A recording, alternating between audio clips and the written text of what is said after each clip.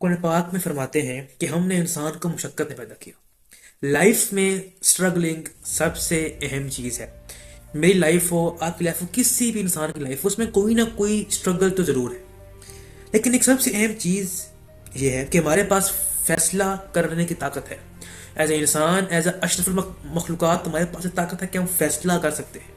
और हमारे पास ये भी ताकत है कि हम अपनी स्ट्रगल चूज करेंगे। मेरा आपसे एक सवाल है, और सवाल ये है कि आप अपनी लाइफ में किस चीज़ के लिए स्ट्रगल करना चाहते हो। मुझे पता है कि बहुत लोग ये आपसे सवाल तो पूछते होंगे कि भाई आपका लाइफ का मकसद क्या है, अब लाइफ में करना क्या चाहते हो।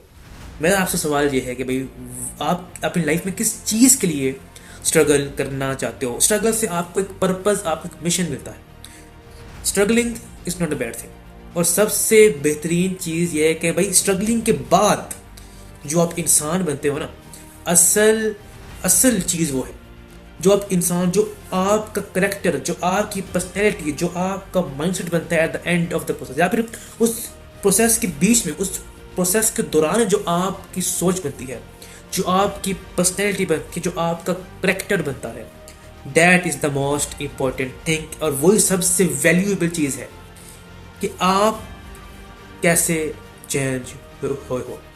एक कोट है, कोट कुछ यूं है कि out of suffering have emerged the strongest souls, the most massive characters are seared with scars. इसका मतलब ये है कि सफरिंग के रिजल्ट में हमारे पास स्ट्रोंगेस्ट सोल, यानी स्ट्रोंगेस्ट इंसान आए।